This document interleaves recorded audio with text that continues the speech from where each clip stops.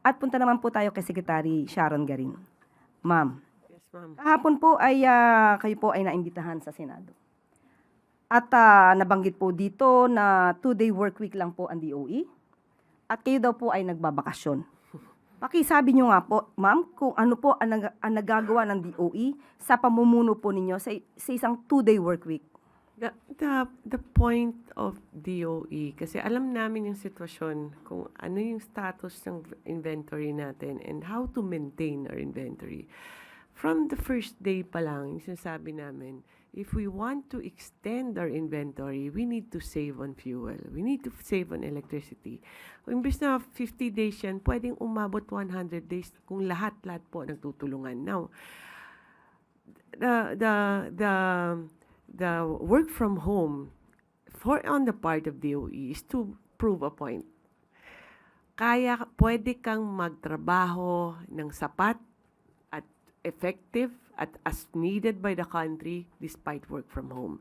And I think kung tignan nyo naman kung anong pinanggagawa ng DOE na maghanap ng, which was never been a role of DOE, maghanap ng source kung saang mang country, buy 2 million barrels of diesel, talk to all embassies, contact all the countries, even inspect all, pati ito yung building nyo, na-inspect na namin to inspect 1,000 government buildings, do our auctions for renewable energy and promote net metering and all that.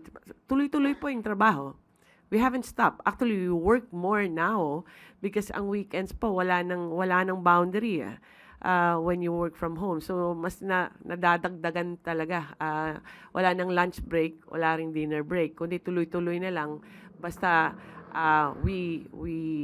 what we want to show is that kasi po we are on unpredictable times and we want every drop of diesel to count. Every drop will make a difference. Every drop of diesel, liter of diesel that you save will help the country talaga. Nakakatulong talaga yan. Kahit patayin mo lang yung ilaw mo, laking tulong na po sa bansa yan. And that's what we wanted to show. But I do respect and I do understand the concern of the Senate, and we will do as they have advised us. But I have repeatedly said this na ang DOE po, tuloy-tuloy po yung trabaho. Kahit nga ngayon, kahit nag-rollback, wala pa rin tigil kami kasi alam namin baka umakyat ulit or bumaba pa. No? Pero we continue, we look for solutions. Kahit hindi po nga namin trabaho, ginagawa namin because we know we are capable of helping out also. And that's whether we are at home or at work, at the office, basta ang sinisigurado lang, they are all technocrats and they are very mature employees of government, that we work as we deserve, no? We work, dapat kailangan talaga, Claire, kailangan sulit ang bayad ng bayan sa kada empleyado ng gobyerno. And that's what the culture of DOE is and always have been. Okay, ma'am, tanong pa po. Since 2-day work week lang kayo, wala daw naiiwan sa opisina ng DOE. Totoo po ba yan? Hindi naman. We have our frontliners, let's say, no? But lahat po na kailangan nandyan sa office, because if there is any need from the public to follow up or may kakausapin, and nandun po ang mga kailangan po nandun. The rest po kasi, if you understand, DOE is automated. We have the EVOS law that when you apply for a contract, it's digital. We avoid face-to-face dealings kasi para ma-avoid po any types of corruption or negotiation. Kailangan talaga you follow the law na 30 days. Pag hindi namin ma-approve digitally yan, it's deemed approved.